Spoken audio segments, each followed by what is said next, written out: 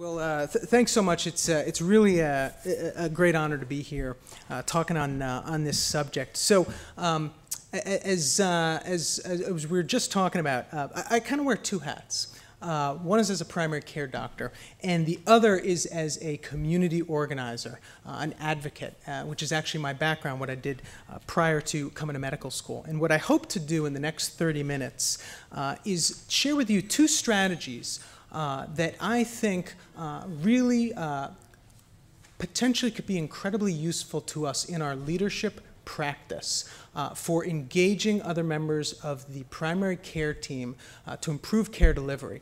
Seen from a different light, to do behavioral change on a much larger level than we've done it before. And I know these are two questions that a lot of us think about in the world of primary care delivery transformation. But we only have 30 minutes, so I apologize in advance. So let's talk about what we're really honing in on here. Behavior change is a critical piece of healthcare transformation, and changing the behavior of all the different players and stakeholders in our healthcare system. So if we want to get to a high-value delivery system, we have to engage patients in their own care. We have to change the way that providers deliver care. We have to get other members of the care team to step up in terms of their role on the care team.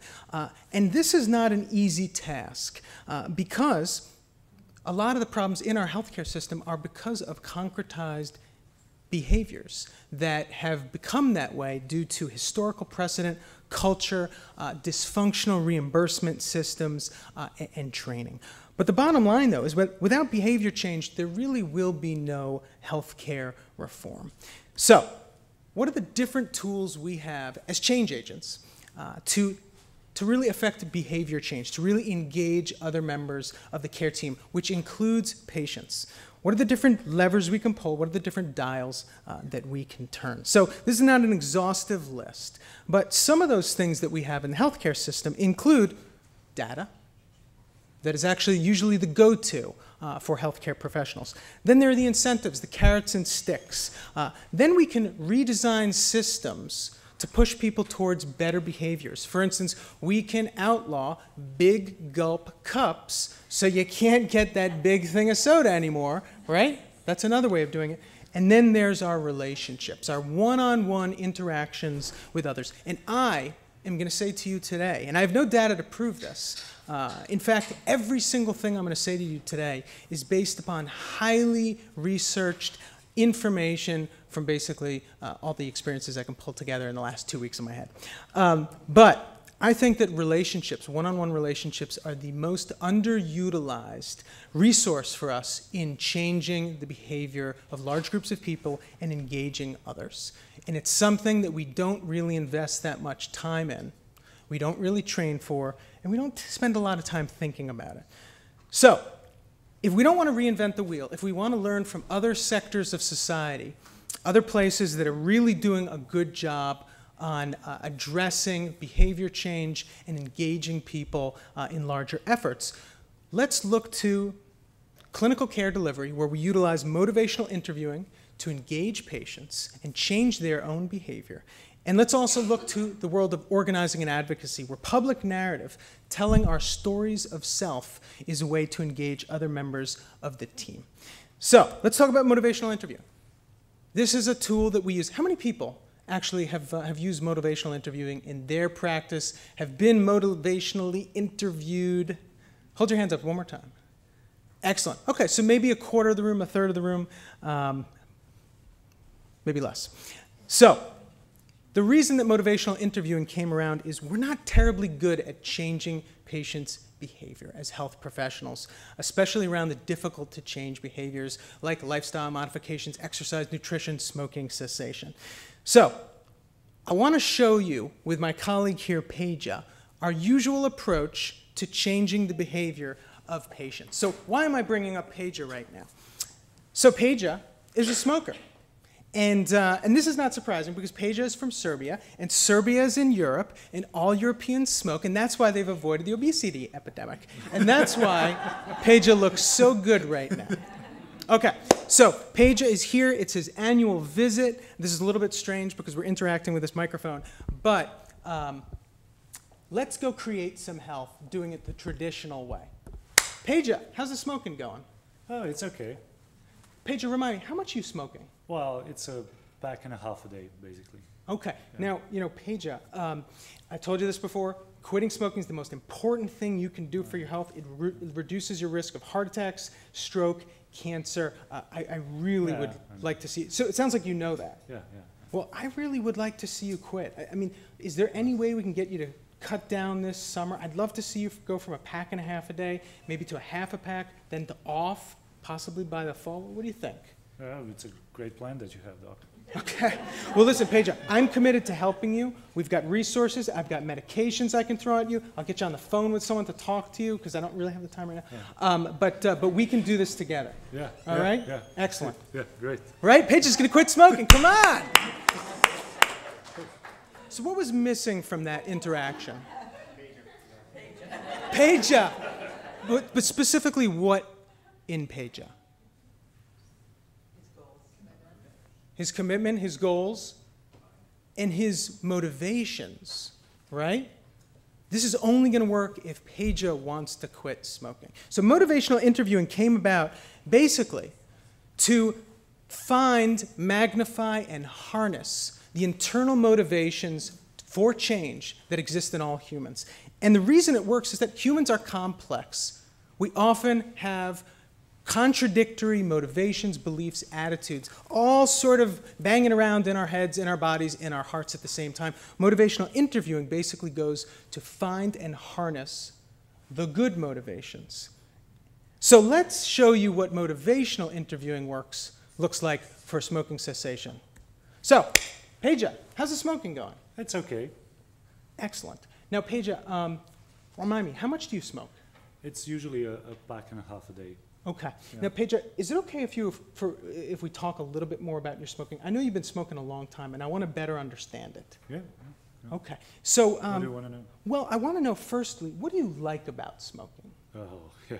Well, I like the taste. I like the taste. That smooth taste? Yeah, it's smooth. It's nice. Okay. And it's also, it really helped me concentrate while I'm working. Okay. Anything else that you like about it? Well, when I go out, it's really cool because I'm not alone. I have a cigarette always with me. So it's like, when you're standing in a club, sure, you don't look awkward, basically, yeah. So what I hear you saying is what you like about smoking is the taste, helps you concentrate, and it's almost like a companion. Yeah, it's a friend. I can understand that. Yeah. Now, is there anything you don't like about your smoking or that you're concerned about? In the morning, I sometimes get that cough, and it's really, I feel a little bit of chest pain in the morning, and it's also my wife is complaining all the time, like I have yellow teeth, yellow Gotcha. fingers, I and see it's that. a smell. Yeah, Yeah. it's a smell. It's not okay. Yeah. Okay. Now, is there anything else you're concerned about? But actually there is, because my father died from heart attack, and sometimes I think maybe I will get one. I don't know. Okay. Yeah. So, Peja, what I also hear you saying is that you're concerned about your smoking. Your wife clearly likes it. It makes you smell. You're having a cough, but possibly most importantly, you're concerned what it's doing to your health. Maybe it's putting you at risk of a heart attack. And Peja, that's actually consistent with the data we have. Smoking increases the risk of heart attack, stroke, and cancer, and quitting smoking reduces your risk of all that. So Peja, I'm hearing you say there are a bunch of things you like about smoking, but also a bunch of things you're concerned about. What do you want to do with that? Well, I was thinking eventually quitting. Okay. It's an idea. I think it's a great idea. Yeah. And what would that look like? You smoke a pack and a half a day. You want to quit. What would quitting mean to you? I know you're probably not gonna like this, but actually thinking about reducing it. I love that. Yeah. Oh, really? Oh, that's great. Yeah. No, I love that. I was thinking about reducing it to half a pack. Okay. Like half a pack. Yeah. What would you need to do in order to reduce from pack and a half to half a pack? Well, that's a good question, but I actually thought, because when I work I smoke mindlessly, so basically stop smoking while I'm working. Okay. That one idea that I have. What do you think? Do you think it's? I think that's a great idea. I mean, Peja, bottom line, I'm delighted that you're interested in quitting. It sounds like you want to quit, and you've got a great plan. I think this is totally reasonable to go from a pack and a half to a half pack by whatever date that was that you said, and the way you're going to do it by getting rid of smoking during work, I think it's fantastic. I'm here to help. We can do this. Thanks for believing in me. Yeah, no, that's definitely. That's great. Give this guy a hand. Come on. right? So, what did you see there that you liked?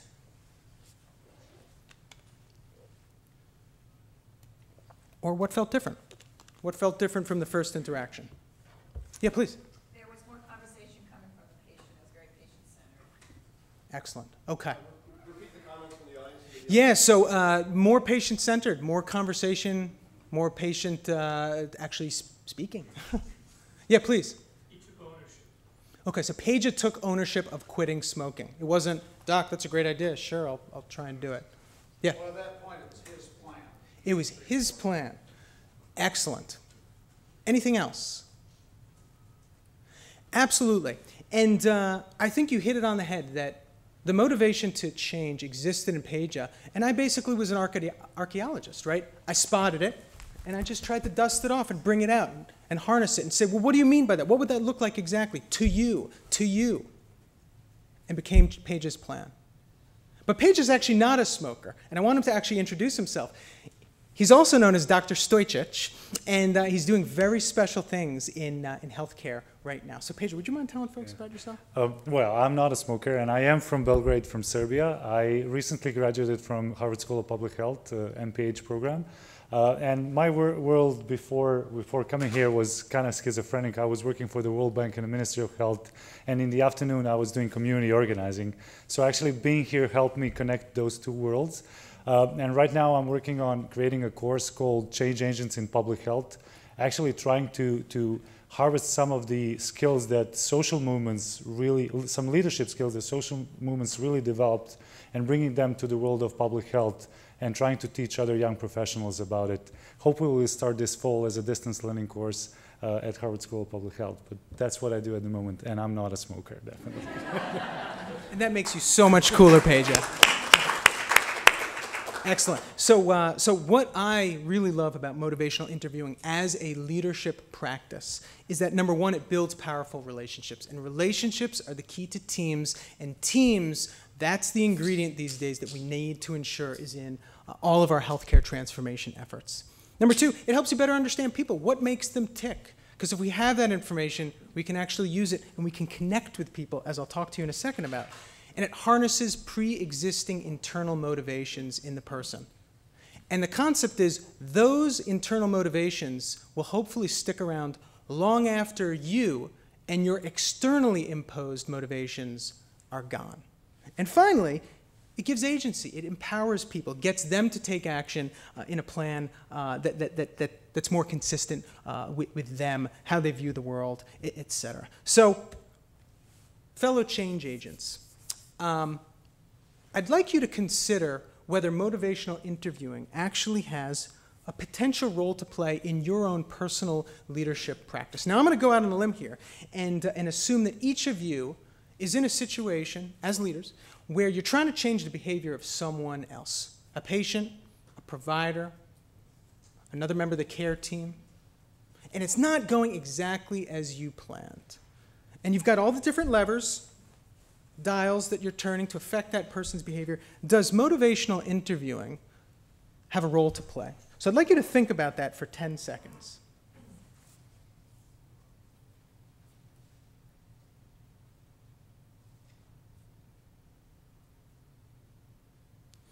Now, I don't have any data on this. We're sort of in a data-free zone. But I've found that the same motivational interviewing approach that I use as a primary care doc to change the behavior of patients of mine is actually incredibly useful in my efforts to transform the behavior of other members of the care team and help them deliver higher value service for our patients. And once again, it's me searching for, magnifying and harnessing their internal motivations to change and finding that area of overlap. So we could talk about motivational interviewing for weeks. There's a ton of stuff on the internet. I encourage you to go check it out, and I'm hopeful that you'll consider adding it to your toolkit of leadership practices. So let's go on. The world of advocacy and organizing. What on earth could advocacy and organizing have to teach us about change and transformation and engaging teams? So the basic tenets of advocacy and organizing is that there's some big problems in society. They're so complex that we can only fix them by getting large groups of people to come together. Sounds like some of the problems we face in the healthcare field. Now, when those people come together, they're coming together around a common set of values and a common vision for change, and they're taking action. Now, I don't know about you guys, but that sounds cheesy, right? If you're like many other people, you'll sort of hear that, and there'll be a little red light going off in your peripheral vision saying, cheesy, cheesy, cheesy. And it is cheesy. But the bottom line is this stuff works. I don't know if any of you in the back can see this ring on my finger. 3 years ago, I was able to get married to my husband here in Massachusetts, something we thought we would never be able to do only because thousands and thousands and thousands of people came together around this cheesy concept, around a common set of values of equality, around a common vision for change to advance same-sex marriage. They took action, and now myself, my husband Corey, millions of other people around the country in states that have passed this sort of legislation can now get married. And our lives are better, and our marriages are now as dull as everyone else's. But that is this stuff working? Now, we don't think about this stuff. We don't talk like this in the health professional field, do we? We're much more comfortable talking and using data to motivate others to change. If you watch our behavior, if you watch our journals, we believe that right equals might, that data equals power. And it does in many cases. But the problem is, what about these complex social situations that basically comprise the world of organizing how we deliver care and transforming how we deliver care? All those thousands of factors that ultimately are operating on the outcome of interest. How do we organize a randomized control trial that's going to produce a set of reliable, consistent, and valid data that we so crave to help motivate others to change? Well, friends, what I'm advocating for you right now is that in this arena, we can't just exclusively cater to what goes on up here with data. We've also got to cater to what goes on in here. The values that motivate us, the values that guide us. So you can really see from this that it's really important for us to get people to talk about their values in the healthcare space, in the transformation space. Values are what makes us tick. They're what motivate us. They're what brings us back day after day, even when times get tough. And the interesting thing is, and if any of you have seen the TED Talks on why, what people believe, why care, the speaker basically says that people don't join you based upon what you do. They join you based upon what you believe. And if you want evidence of this, did Martin Luther King Jr. build a civil rights movement around this country by going around saying, I have a plan? No, he went around saying, I have a dream. And people joined based upon that and for a variety of other reasons. And everyone in this room has a dream around healthcare transformation. You wouldn't be at this conference if you didn't. And it just so happens that each of your dreams and the values that undergird them, there's a ton of overlap in this room. There's a ton of overlap in our systems. And we have our best chance to accelerate reform if we come together around those common values, a common vision for change, and take action. Problem is, in healthcare, we don't talk about our values very much. Think about how we introduce ourselves to others, right? We talk about our resumes. We don't talk about our values. We don't talk about what motivates us. So, in organizing, we have a tool called public narrative that basically enables us to get people to share their values for all to see, for all to connect with. And what people are doing when they're doing public narrative is they're sharing their story of self. Now, story of self is not your resume, and it's also not your deepest, darkest secret, right? We don't want to know about that stuff. But what it is a small part of your personal story, a little anecdote that gives a sense of some of the experiences you face, some of the values and motivations that you have that enables others to connect with you, either on that shared experience or on that set of values. And when we do this, we actually increase the chance that others will do the same, that others on our teams, in our practices, in our systems, will share their personal stories, and by doing that, they'll share their values, and we will connect on a much more massive scale. So, What does this look like? Peja? I'm sorry, Dr. Stojcic? Excellent. So what I want to do now is give you an example of what one way of telling your personal story, one way of telling your story of self here.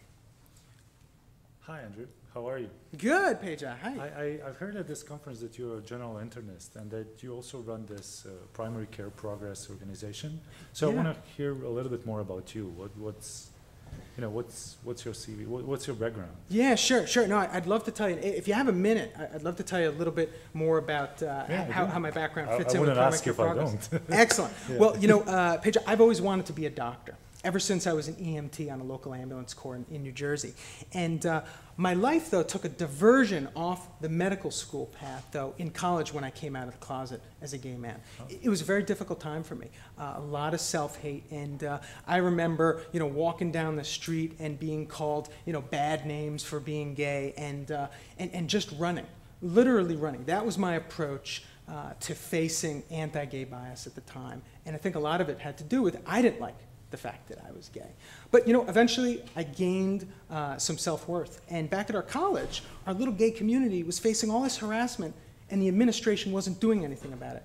And we decided as a community not to let that happen. We decided to stand together and fight collectively and organize. And we actually got the administration to change its policies, and it made life better for gay and lesbian people on that campus. And so 10 years later, and this is how it connects to primary care progress, I found myself in the same situation, but this time as a member of a different marginalized community, the primary care community, which, as you probably know, feels marginalized, discriminated against, and devalued in academic settings. And at our school, the division of primary care was defunded. They thought they could just get rid of it, and many people in the primary care community said, that's it, we're done, let's, that's the end of the primary care community. But there was a group of students, residents, and faculty that said, no, not on our watch. We organized a petition, we organized a letter writing campaign, 2 town halls later, bringing the entire primary care community together. And we basically got the school to reverse its decision and really commit to primary care. And that's how primary care progress was formed. People realizing their voice, their capacity to affect change, coming together collectively to basically call on the medical schools to do a better job. And Peja, I understand that you're at a medical school. If this sounds compelling to you, I would love to sit down and hear more about your medical school and whether this strategy might work. Oh, that's really interesting. I would love to hear more because it seems like you're not going to run away anymore from fighting fighting for primary care. Oh, that's so interesting, Andrew. Thank you. Yeah, excellent. Yeah, let's meet. Yeah, definitely. Okay, so what we want to do now is give you the opportunity to start developing your own story of self. You make the choice about whether you really want to follow through on it, but we think you should as an integral part of your leadership practice. But if you're going to develop it, here are the critical components. Number one, start out with the project you're working on, the thing that's really important to you. Okay, the thing you're trying to get other people engaged in. Why is that important? And what values are in operation here? What values do you want other people to connect with to get engaged with this project? Once you've figured that out, then think about your history. Think about a situation from your past where you faced a challenge and you had to make a choice. And by making the choice that you made, you can demonstrate those values are in operation here. Those values you want people to connect with you on. And by making that choice, there was an outcome. Ultimately, the world became a little bit better for someone. Maybe you, maybe for others, but someone the world got better for. So what I want you to do now is spend the next minute thinking about your story of self. And then what we're going to have you do is turn to the person next to you. We're going to ask you to move close. Tell your story of self to them. They're going to give you some feedback. Then you're going to tell their story back to you. And then we're going to come back around. Okay? So 1 minute. Think about your story of self.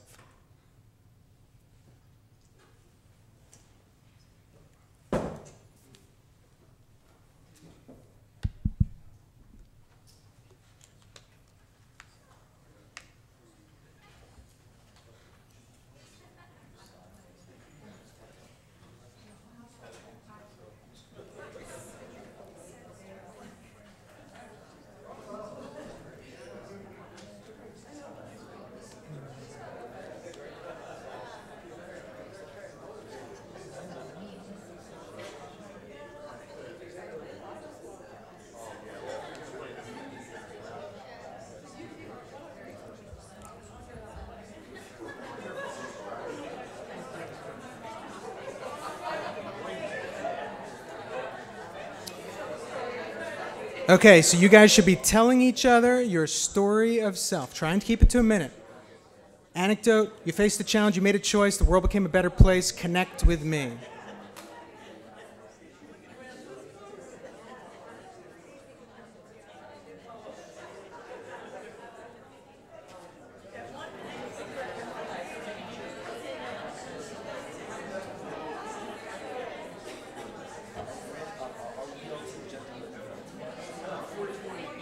You got it.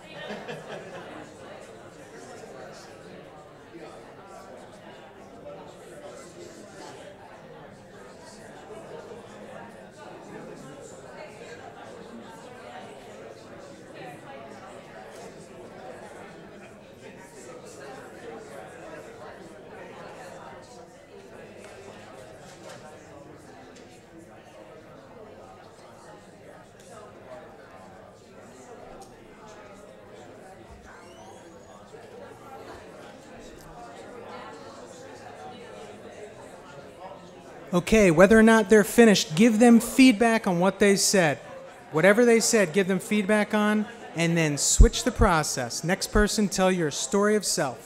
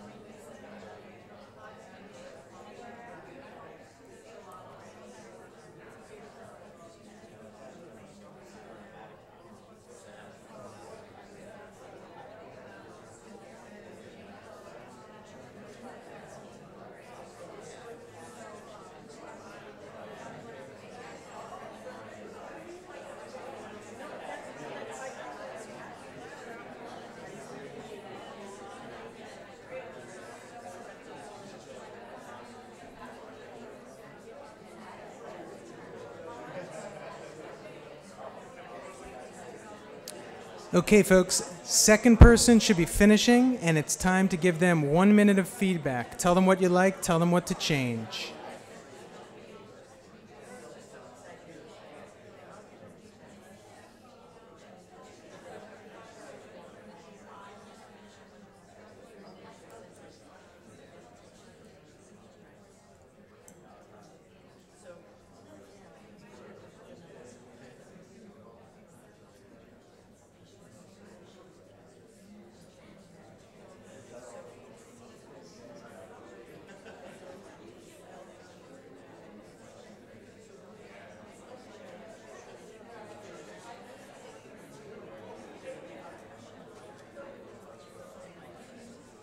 Okay, let's start finishing up.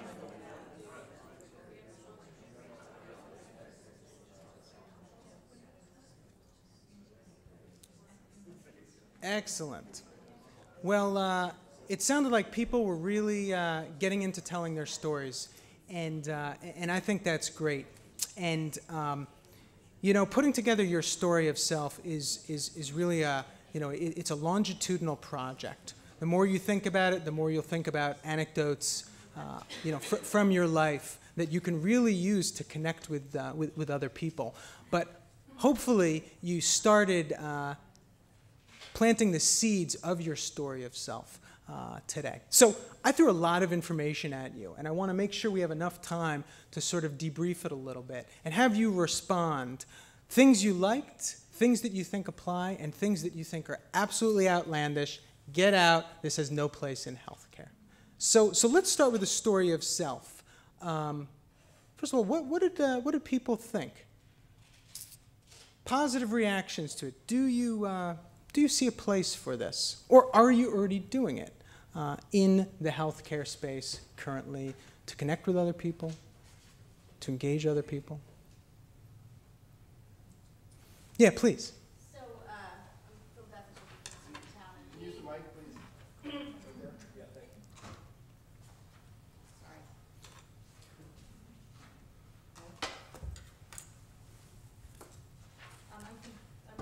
Deaconess here in town, and we actually, it's so funny that I just took a picture of one of your slides and sent it to our program director, because for our intern retreat, this actually came to us from our HR department, this telling your own personal story. We actually, with our interns, we take them away in the fall to have them debrief the process of becoming a doctor.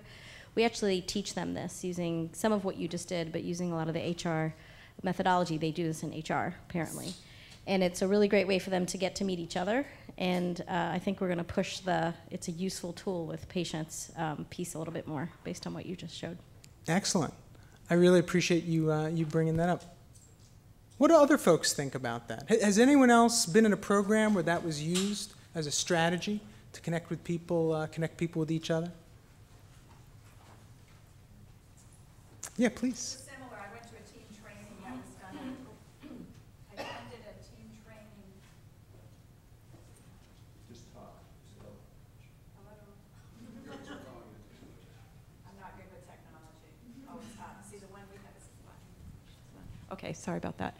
I attended a team training session that was done at another organization within our healthcare system, and they did it a little differently than we did, but one thing they did is they had every person stand at a table and tell something about them that probably their coworkers never knew, and it was really awesome. It did connect them on that more personal level, and people, had worked with folks for 10, 15 years. There was one person that was a Dallas Cowboy cheerleader. Nobody had ever known that before, so even I will remember that. So really, getting to know people on a personal level, not quite the healthcare movement initiative that we want to share, that type of thing, but it's that sort of theme that we do need to get to know each other as on a personal level. Excellent. Thank you for sharing that. Please. Hi. I also wanted to, I'm from North Shore LIJ down on Long Island in quality. I think we've all used elements of this, bringing in patients, becoming more patient-centered, sharing stories, storytelling, in order to motivate. But what I liked about what you talked about, motivational interviewing, is the thought came to me there'd be a great idea, because I put together large groups and teams to come together. And it's so important to choose the right people on a project. And I really think I might try to do motivational interviewing to get the people on the team, because I'd really like to have teams members know why they're there and have their personal story, and also have them be able to articulate why they're there right from the outset. So you get full team participation throughout the project. So thank you. Yeah, that's lovely. And it's so funny. I find that the conversation between me and Peja, the smoker, about, where Paige's identifying, yeah, it's tough, my friends smoke, I come into the room, I see them, it's just hard, I just got to remember, don't smoke with them. It's a very similar conversation to the medical assistant on my team who says, it's tough, Facebook is sitting right there, I know I should do the registry, but I want to see what Carrie's doing, her kids are so cute. It's difficult stuff. It's finding that internal motivation. Because I can sit there all day and tell the medical assistant, you have to do the registry. But unless I connect it to something she feels, she's not going to do it. And I just want to respond. I don't know your name, but regarding, my friend from the BI. These stories of self do two things. If you'll notice, I actually didn't just share my story. What did I do right at the end? Was it an invitation or was it an ask? It was a pitch. What is a pitch? A pitch is an ask. So we can't just connect with people, but we actually have to make asks of them. And the best way to make an ask is when you understand someone's values, you presented your values, you found the connection, and then you say, will you join me on this? Can we work to this on this together? Do you believe in what we're doing? If you do, can we take action together? And that's the next step that all of us have to take in the healthcare field. We can't just connect with each other, but we have to connect for a purpose, to take action to make our world, which could just be the clinic, which could just be the health system, which could just be forcing the payers to start doing capitated payment, whatever it is. We have to start building those teams, and we have to start making those asks. Common values give us an opportunity to make asks, but we can't forget to do that. Anything else that struck you, that you want to take home to ponder, that you liked, that you hated? Anything? Yeah, please. I really appreciated how you used almost an appreciative inquiry approach to the story itself. It was really oriented around a challenge that you had successfully overcome. Mm-hmm. So it feels good to, everyone likes to talk about themselves anyways, but this feels particularly good. Yeah. And yet you end up with the ask. Can I ask you a personal question? No, I'm afraid I'm kind of a closed book. Do you get to talk about yourself as much as you'd like in the healthcare field? Actually, a lot, but Oh, do you really? What do you do? I do research and I do a lot of talks about ethics in medicine. But do you talk about your values? I do because I end up connecting stories around my own practice. That's lovely. So, and I talk about ethics all the time. Yeah. So values are kind of a standard fare for me. Let me throw it out to your colleagues. How many of you feel like you talk as much about yourself, your own values, not your resume, but your values, what motivates you, what you believe in, as much as you possibly should or could in the healthcare space? So most of us could probably start talking a little bit more about our values. We're not encouraged to do that. As trainees, it's burned into our heads as interns and residents. You have no life. You're here at the hospital. I don't care if you don't feel well. Your patients are sick and they need you. So there's a wonderful opportunity for us to start bringing more of ourselves and connecting with each other. So listen, really appreciate everyone's participation, you thinking about motivational interviewing. Bottom line, this is a historic moment in the healthcare field. And hold on 2 seconds. And profound change needs to take place for us to really achieve our vision. It's going to require a lot of behavior change of all players in the system. And we really got to think about all tools that we can place in our toolkits, in addition to data, in addition to incentives, to really engage other people to do much larger scale behavior change, because that's really what this time requires. Was there a last comment over there? I'll give you the last 30 seconds. As long as you don't make me look bad. Please. I'm the CEO of a large medical group, and I make a point of meeting all the new employees with the exception of this morning at 8 o'clock. And I do 3 things. One, I tell them that we're not making widgets. And if they think we're making widgets, they're in the wrong room. Now, that sounds kind of anti-motivational. I appreciate that. But I'm very clear about how I feel about it, and I suspect you can see that in how I'm talking about it. The second thing I say is that you probably see me wandering around your offices some of the time with my therapy dog, and you're welcome to pay attention. That puts me in a different category of most of the CEOs or hierarchies that they're used to. And the third thing I say is I expect you to contact me when something's wrong and fix it before I get there. And then I tell them 2 stories. One, the email I got that somebody said, what stupid person made this rule? And they sent it to me. It was obviously me that made the rule. And the other story, and that was a good thing for them to send it to me because it was a stupid rule. And the second is the MA who spent $10,000 on new endoscopy tubes and then called me to let me know about it afterwards because the old ones were broken and patients weren't getting cared for. MAs are not allowed to spend $10,000, but they did. Okay. It was the right decision. Pay attention. You're here for the patients. End of story. Thanks for sharing, my friend. And thank you for listening.